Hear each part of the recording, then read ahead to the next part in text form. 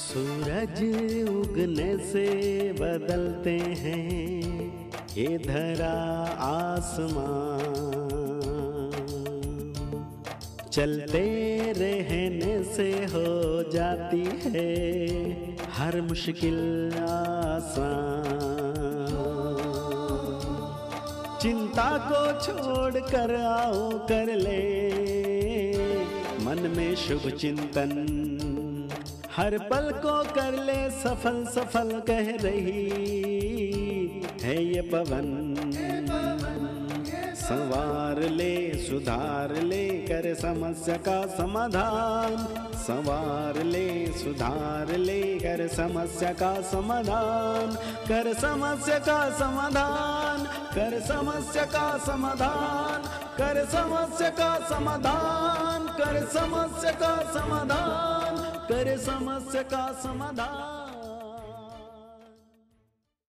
नमस्कार, आदाब, सत श्री अकाल मित्रों, स्वागत है समाधान कार्यक्रम में आप सभी का।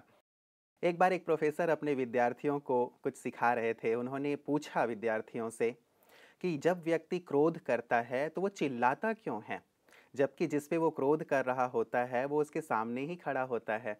वो प्यार से और शांति से भी तो बोल सकता है, लेकिन वो इतना ज़ोर ज़ोर से चिल्लाता क्यों है। सभी विद्यार्थियों ने अलग अलग उत्तर दिए। प्रोफेसर ने अंत में कहा, व्यक्ति क्रोध में चिल्लाता इसलिए है क्योंकि साइकोलॉजिकली दोनों के दिल एक दूसरे से बहुत दूर हो गए होते हैं, इसलिए वो अपनी आवाज़ उस तक पहुंचाने के लिए चिल्लाता है।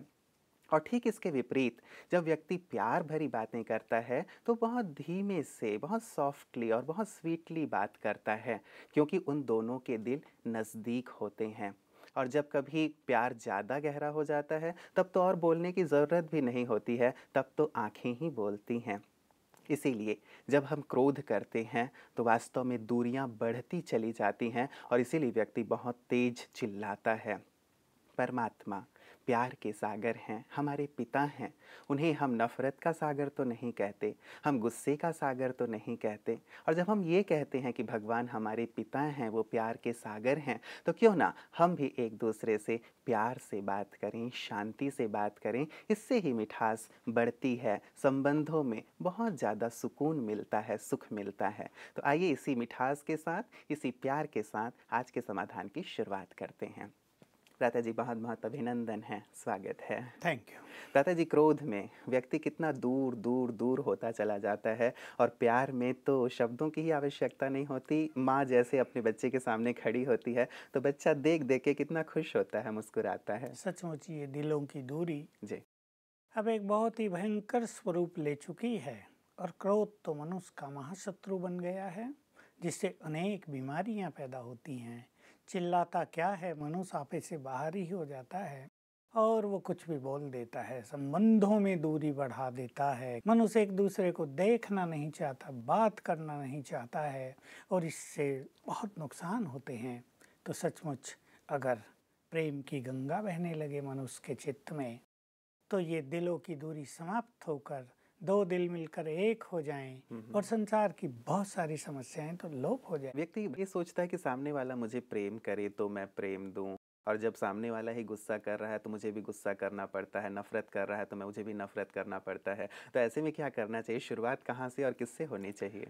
देखिए, शुरुआत तो अपने क्रोध को, अपने इमोशंस को कंट्रोल करने से ही होनी चाहिए, क्योंकि एक मनुष्य अगर बार बार गुस्सा करेगा तो दूसरा प्यार कब तक कायम रख पाएगा।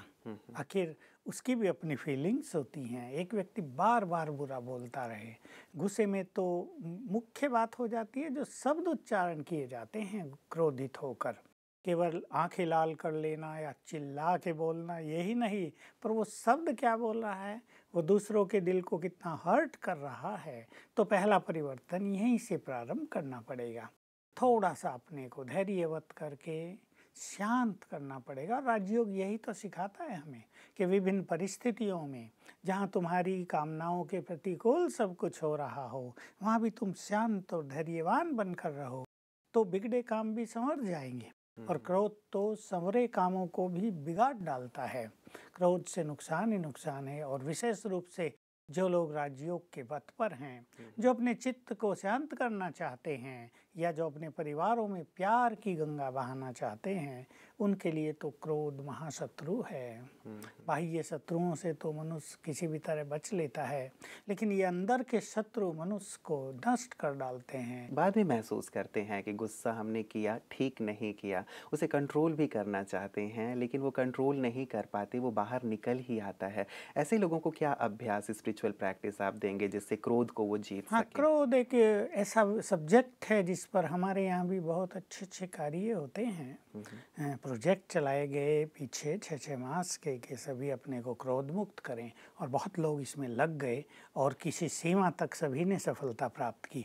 जब हम सभाओं में हाथ उठवाते हैं तो 60% लोग हमें ऐसे मिलते हैं, अगर 1000 लोग बैठे हैं तो 600 हाथ उठेंगे जिन्होंने अपने क्रोध को बहुत जीत लिया है। जो राज्यों का अभ्यास कर रहे हैं, चाहे कोई 1 साल से कर रहा हो, 10 साल से कर रहा हो, 50% अगेन ऐसे मिलते हैं जिन्होंने आधा आधा जीत लिया है। फिर हम हाथ उठवाते हैं, किस किस का बाकी है, तो 1-2 को देख के मुस्कुराते हैं, फिर हाथ उठाते हैं। और कौन कौन जीतना चाहता है, सब इसको परफेक्टली नष्ट कर देना चाहते हैं, इस अग्नि को बुझा देना चाहते हैं। तो कई विधियां उसके लिए प्रयोग की जाती है। एक तो अपने इमोशंस पर थोड़ा सा कंट्रोल, तुरंत जो रिएक्ट करने का संस्कार होता है कि दूसरे ने अभी पूरा ही नहीं किया कहना और उसे पहले ही शुरू कर दिया चिल्लाना, उस पर थोड़ा सा कंट्रोल। और इम्पोर्टेंट चीज़ ये कि अपनी एक्सपेक्टेशंस को कम करें, क्योंकि एक्सपेक्टेशंस क्रोध को ज़्यादा जन्म देती हैं।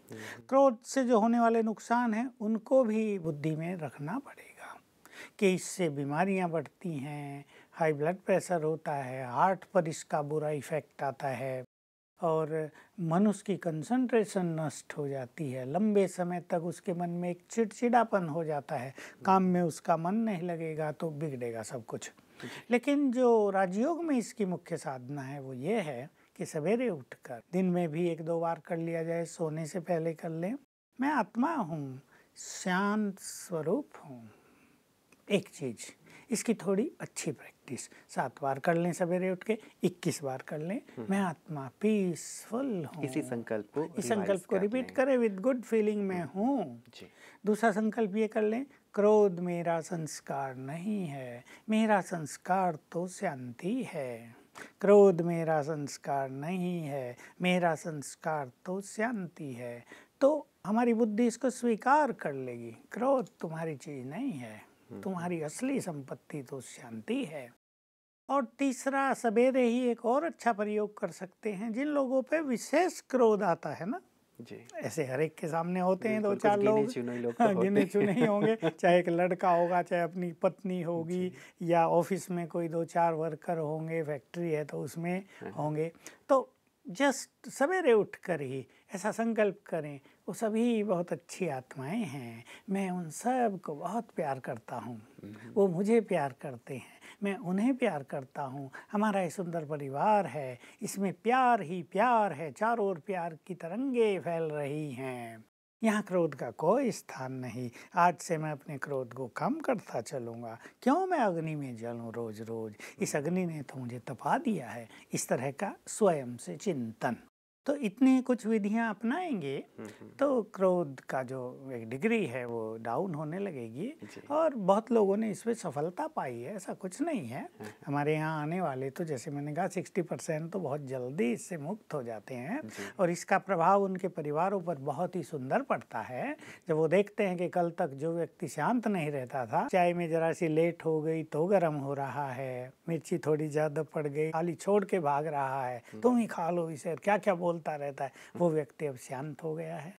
तो बहुत अच्छी बात होती है, रियली बहुत बड़ी उपलब्धि है ये। जी जी पता जी, कई बार ये एक, चूँकि अब क्रोध की बात निकल गई है तो, कि बिना गुस्से के काम नहीं होता, ये एक आम तौर पे मान्यता हो गई। हम लोगों ने पहले भी इस पर चर्चा की है। फिर मैं प्रकाश चाहूँगा कि व्यक्ति जो ये मान के चल रहा है कि बिना गुस्से के काम नहीं होता है, तो इस स्थिति को हम कैसे समझें कि गुस्से के बिना भी प्रेम से काम किया जा सकता है, और क्या इसके कुछ उदाहरण भी हैं? उदाहरण बहुत हैं, पर इसके पीछे की जो फिलोसॉफी है पहले मैं वो स्पष्ट कर देना चाहूँगा अपने सभी दर्शकों के सम्मुख। वो ये है कि कार्य होता है हमारी मन की शक्ति के आधार से, हमारी बुद्धि की शक्ति के आधार से। देखिए, एक व्यक्ति मान लो पढ़ ही रहा है, छोटा पहला कार्य देख लें, उसकी बुद्धि कितनी एकाग्र है, उसका मन इधर उधर तो नहीं भटक रहा, वहीं है ना जिस पुस्तक को पढ़ रहा है, तो सफलता हो जाएगी। एक व्यक्ति गाड़ी ड्राइविंग कर रहा है, उसका मन बिल्कुल शांत है, बुद्धि उसी कार्य में है, सामने देख रहा है, वो बिल्कुल एकाग्र है, कौन आ रहा कौन जा रहा इसकी उसे अवेयरनेस है, फर्स्ट क्लास सफल होगा, कोई एक्सीडेंट नहीं होगा। ऐसे ही एक व्यक्ति मैकेनिक है, उसके पास एक चीज़ आ गई है जिसमें डिफेक्ट है, उसे ठीक करना है। बुद्धि अगर उसकी ठीक है, बिल्कुल संतुलित शांत, तो फट से फॉल्ट पकड़ लेगा और जल्दी उसको वो रिपेयर कर लेगा। और अगर इसकी बुद्धि और मन भटक रहे हैं तो उसे बार बार इधर देखेगा उधर देखेगा, ये इंस्ट्रूमेंट यूज करेगा वो करेगा, फॉल्ट उसकी समझ में आएगा नहीं। तो कार्यों की सफलता मन और बुद्धि से रिलेटेड है, ये इम्पोर्टेंट बात सबको जान लेनी चाहिए। क्रोध मन को भी भटकाएगा, इरिटेशन लाएगा और बुद्धि की शक्ति को नष्ट करता है। क्रोध विशेष रूप से बुद्धि का महान शत्रु है, विवेक शक्ति को क्रोध की अग्नि जला डालती है। तो क्रोध आ गया तो मन भी पोल्यूटेड हुआ, बुद्धि की शक्ति भी गई, तो कार्य होगा कैसे? होगा ही नहीं। मान लो 10 लोगों से किसी को काम कराना, अब हम प्रैक्टिकल में आ जाएं जहां ये बात कही जाती है। अब 10 लोगों में हर एक व्यक्ति अलग अलग ढंग का है। एक व्यक्ति हो सकता है अपने घर से डिस्टर्ब होकर आ गया है, हो सकता है एक व्यक्ति का घर में बच्चा बीमार था वो काम पर आया है, हो सकता है एक व्यक्ति की थोड़ी तबीयत आज ढीली हो वो काम पर आया है। हर एक की बुद्धि का अपना अपना लेवल है, हर एक कुछ ना कुछ समस्याएं लेकर भी हमारे पास आए हैं। तो हमें इस चीज़ को ध्यान रखना चाहिए। मान लो काम कराने वाला मैनेजर बहुत क्रोधित हो जाता है, तो ये जो अपनी अपनी टेंशन लेकर आए हैं इसमें बढ़ोतरी हो जाएगी और कार्य शक्ति बिल्कुल 50% डाउन हो जाएगी। सारा दिन में जो कार्य होना चाहिए था वो नहीं पूर्ण हो पाएगा। इसके अतिरिक्त अगर प्यार है तो प्यार के आधार से जो 10 वर्कर्स हैं उन्हें लगेगा ये सर तो हमारे अपने हैं, और फिर उन्हें कोई प्यार से कहेगा भी आज मेरी तबीयत थोड़ी ढीली है। और अगर वो मैनेजर बहुत समझदार है और वो कहे अच्छा तुम ये हल्का काम बैठ के कर लो, तो उस व्यक्ति के मन में इतना उसके प्रति सम्मान बढ़ेगा कि वो जो कार्य उसे छोटा दिया हुआ उसको पूरा करके अपने कार्य में भी लग जाएगा। जो व्यक्ति घर से टेंस होकर आया है उसकी बात वो जरा सी सुन ले कि सर आज घर में ये बहुत बड़ी प्रॉब्लम थी, मेरा मन जरा परेशान है, वो उसको 2 अच्छी बात सुना के उसके चित्त को शांत कर दे। अच्छा तुम्हें पैसे चाहिए कुछ, हम देंगे, कोई बात नहीं, और कुछ गाड़ी चाहिए इस काम के लिए ले जाना, वो व्यक्ति शांत होकर उसकी एफिशिएंसी डबल हो जाएंगी। तो वास्तव में प्यार में अपनेपन में कार्य कराने की बहुत शक्ति, हमने इस बात को अनुभव किया। मैं शुरू से ही देखा, हमारे पास किचन का वर्क था, पहले हम भी काम करते थे, फिर कराते थे, फिर और बड़ी जिम्मेदारी हो गई, फिर और बड़ी। तो हमने देखा कि जहाँ प्यार होता है टीम स्पिरिट इतनी बढ़ जाती है कि लंबे से लंबा चौड़ा काम हंसते खेलते हो जाता है, कोई थकता भी नहीं था। ये फॉर्मूला हमने अपने यहाँ देखा। जी। तो वास्तव में ये मान्यता कलियुगी मान्यता है, बिल्कुल गलत मान्यता है। प्यार की और शांति की शक्ति नहीं है, इसलिए वो सोचते हैं कि क्रोध को एक शक्ति बना दिया जाए, पर क्रोध शक्ति नहीं, शक्तियों को जला डालने वाली अग्नि है। इसलिए क्रोध का प्रयोग नहीं, प्रेम और शांति का प्रयोग। हर व्यक्ति अलग अलग है, बुद्धि का लेवल हर एक का अलग अलग है, कार्य शक्ति अलग अलग है, शारीरिक शक्ति अलग अलग है। उस अनुसार यदि हम उनसे काम लें, उन्हें एनकरेज करें, उन्हें अप्रिशिएट करें, तो उनकी एफिशिएंसी बढ़ जाएगी और ये प्रेम की शक्ति, अपनेपन की शक्ति कार्य को बहुत सुचारू रूप से सफल करेगी। जी जी, नो डाउट भ्राता जी कि प्रेम में बहुत शक्ति है। क्रोध तो हमारी शक्तियों को भी नष्ट करता है और सामने वाले की भी शक्तियों को नष्ट कर देता है, एफिशिएंसी डाउन हो जाती। ये रही भ्राता जी की कारोबार में या फील्ड में, जैसे कि आपने कहा कि यहाँ भी प्रेम का प्रयोग किया जाए। घरों में भी ये स्थिति आती है कि बच्चे कई बार बात नहीं मान रहे हैं या गलत रास्ते की ओर निकल रहे हैं, हमें पता है कि ये कार्य ठीक नहीं है जो वो कार्य कर रहा है। अब यहाँ पेरेंट्स उस पर क्रोध करते हैं, उन्हें लगता है कि गुस्सा नहीं करेंगे तो बच्चा कैसे सुधरेगा। ऐसे केसेज हमारे पास आए, उनमें जो कुछ देखा, अगर उस केस की हम गहराई में जाएं तो माँ बाप भी कहीं कहीं अपने बचपन काल में वही गलतियां करते आए थे जो उनके बच्चों ने अब शुरू कर दी है। तो फादर में वो मोरल पावर ही नहीं होती, उसके शब्दों में दम ही नहीं होता कि वो बच्चे को कहे और बच्चा उसको फॉलो करे। ये एक समस्या आती है।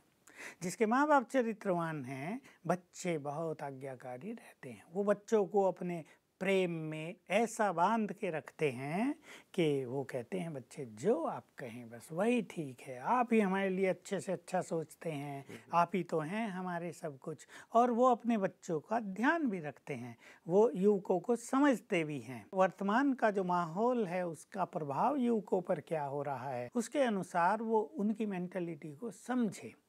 वो कहीं क्यों जा रहे हैं। अब लड़की को घर में रोज रोज डांट ही मिलती है, प्यार मिल ही नहीं रहा, और प्यार के बिना मनुष्य का जीवन सूना सूखा हो जाता है। तो वो कहीं ना कहीं प्यार की तलाश में निकलती है। प्यार का परिणाम सुंदर होगा, बड़ा विनाशकारी होगा, मेरे भविष्य को नष्ट करने वाला होगा। वो केवल देख रही है कि घर में जाती हूँ अशांति, मम्मी भी डांटती है, पापा बुरा बुरा बोलते हैं हमेशा, प्यार तो किसी के पास है ही नहीं। एक ये कारण होता है।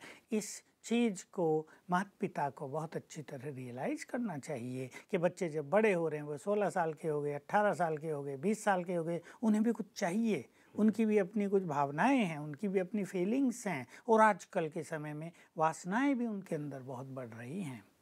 उन सब को उस अनुसार डील करेंगे तो ये क्रोध की ज़रूरत नहीं रहेगी। और क्रोध से तो जैसे मैंने कहा बच्चे बिगड़ेंगे, क्योंकि एक दो बार तो रुक जाएंगे। युवक है ना, वो संकुच को स्वीकार नहीं करेंगे और वो निकल जाएंगे उनके दायरे से बाहर। तो वही किया जाए भ्राता जी, मतलब जिससे कि वो सुधर भी जाएं। गलत अब हम उनको जा रहे हैं तो जाते हुए देखा भी तो नहीं जा सकता। अब उनके पास केवल एक ही हथियार बचा हुआ है कि हाँ, गुस्सा किया जाए या कुछ ऐसे प्रतिबंध लगाए जाएं जिससे कि कंट्रोल किया जाए। मुझे लगता है कि शायद वो उनके मतलब शायद क्या हैं ही, उनके बहुत शुभ चिंतक हैं, उनके भले के लिए सोचते हैं। माँ बाप भलाई का सोचते हैं और वो देखते हैं कि बच्चे गलत राह पे जा रहे हैं, इनसे इनका फ्यूचर बिल्कुल बिगड़ने वाला है, वो उन्हें रोकते हैं। और आखिर कोई कोई तो गुस्से में ये भी कह देते हैं फिर घर से निकलो तुम। ये कहना नहीं चाहिए पर ये कहा जाता है। बच्चों को भी थोड़ा समझदार होना चाहिए और अपने भविष्य के बारे में थोड़ा सा तो चिंतन करना चाहिए कि जो ये तुम्हारे दोस्त हैं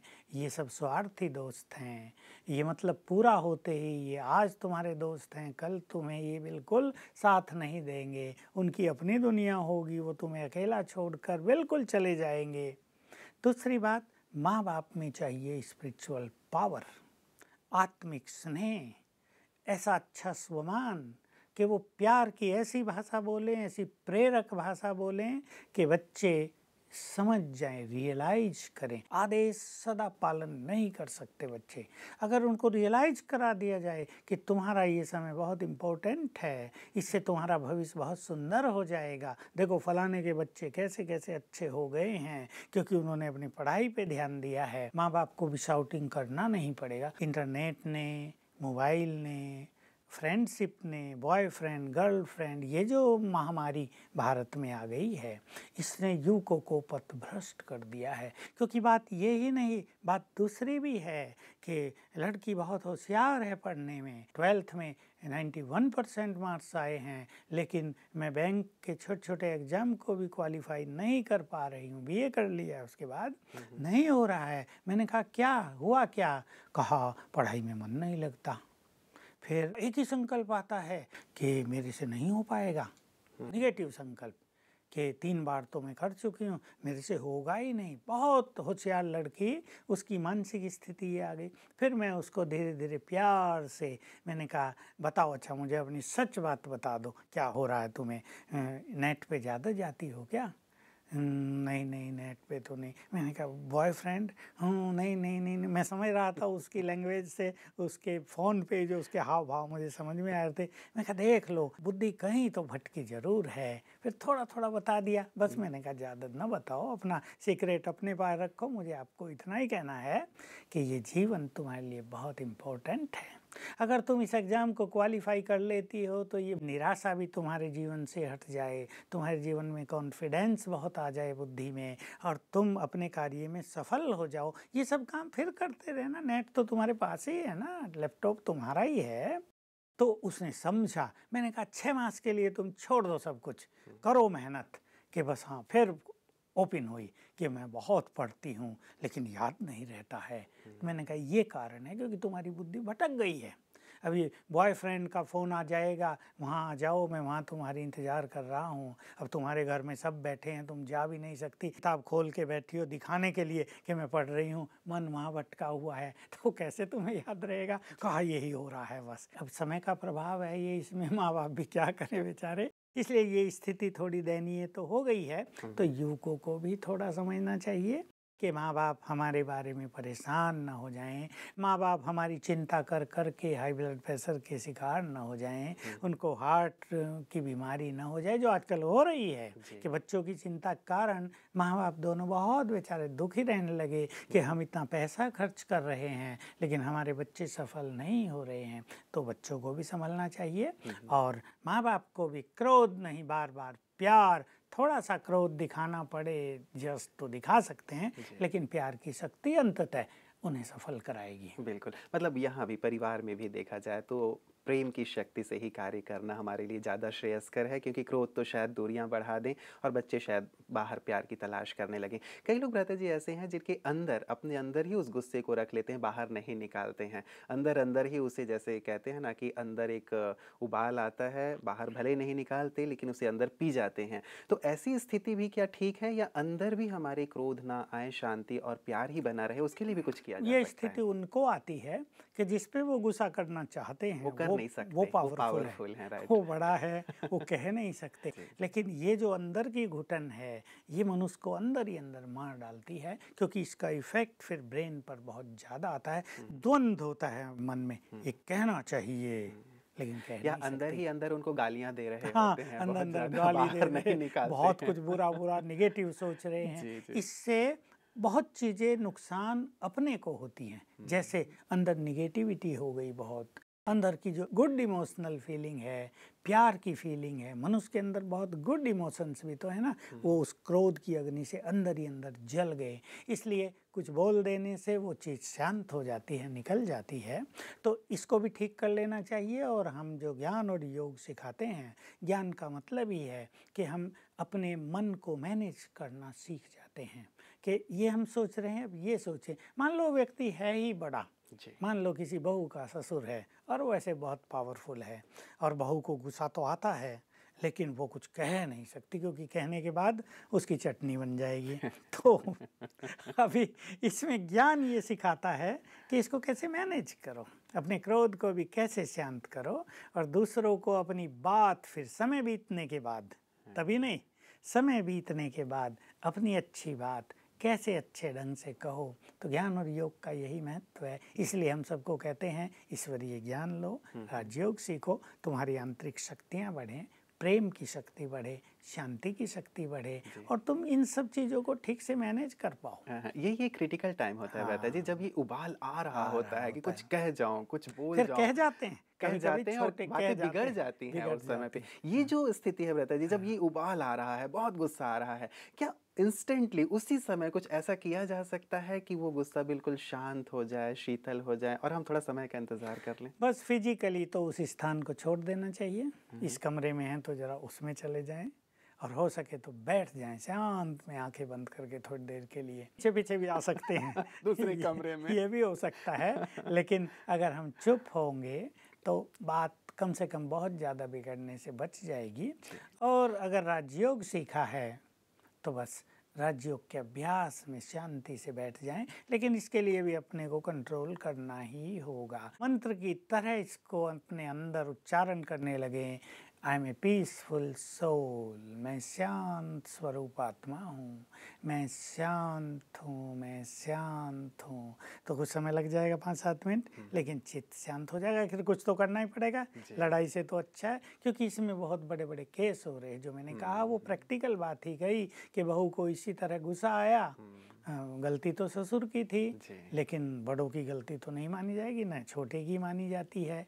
उसने भी कुछ कह दिया, बात बिगड़ती गई और 6 मास में वो ससुर पहुंच गया उनके माँ बाप के पास कि हमें नहीं चाहिए तुम्हारी लड़की, इसको अभी ले जाओ। और एक बहुत बड़ी समस्या पैदा हो गई। 2 परिवारों के बीच में जो प्यार था वो शत्रुता में बदल गया। लड़की का जीवन बिल्कुल अशांति से भर गया और जो लड़का है उसका पति वो भी आखिर उसकी पत्नी है, वो उससे तो उसका प्यार था, वो भी देखता ही रह गया, ये क्या, वो डिप्रेशन की ओर चला गया। ऐसे बहुत सारे परिवारों में केसेज हो रहे हैं। पहला कार्य तो बड़ों का है कि बड़ों को समझदार होना ही चाहिए। वो बड़े इसलिए हैं कि उन्हें चुप होना चाहिए। छोटे अगर कुछ बोल भी रहे हैं तो छोटों पे बड़ों का अधिकार भी तो होता है, वो प्यार से उन्हें अच्छी बात कह सकते। छोटे नहीं कह सकते, वो ये कह देंगे आई है हमें सिखाने के लिए, कल की पैदा हुई, तो उनकी चलेगी नहीं। इसलिए समझदार बड़ों को ही बनना पड़ेगा और बड़े समझदार हैं। जी बिल्कुल। चलिए व्रता जी, आज क्रोध पे एक सुंदर प्रकाश मिला है सभी को। क्रोध किसी भी तरह से क्या कहें कि फ़ायदेमंद तो है नहीं, इसीलिए सभी इसे छोड़ें और प्रेम को अपनाएं। यही हमारा एक संदेश आज की इस कड़ी से रहेगा। आपका बहुत बहुत शुक्रिया। मित्रों, क्रोध हमारा नेचर नहीं है, शांति हमारी नेचर है। क्योंकि हमेशा ही हम उबलते हुए नहीं रह सकते। क्या आपने देखा है कि कोई व्यक्ति 24 घंटे गुस्सा कर रहा हो या पूरे जीवन ही तना हुआ हो? नहीं। लेकिन 24 घंटे कोई शांति में रह सकता है, पूरे जीवन शांति में रह सकता है। तो हमारी जो मूल नेचर है वो शांति है, क्रोध नहीं है। जैसे पानी को उबाल दिया जाए, उसके बाद उबालने के बाद कितना भी उबालें, लेकिन अल्टीमेटली अंत में वो शीतल हो ही जाता है, ठंडा हो ही जाता है। शांति की तलाश और प्यास इसीलिए हमें है क्योंकि वो हमारी ओरिजिनल नेचर है। इसीलिए क्रोध का त्याग करें और प्रेम और शांति की सरिता बहाएं। यही समाधान परिवार की तरफ से आप सबके लिए संदेश है। हमें पूरा विश्वास है कि शांति और प्रेम को आप अपना श्रृंगार बनाएंगे और जीवन में हमेशा खुशहाली की ओर आगे बढ़ेंगे। नमस्कार।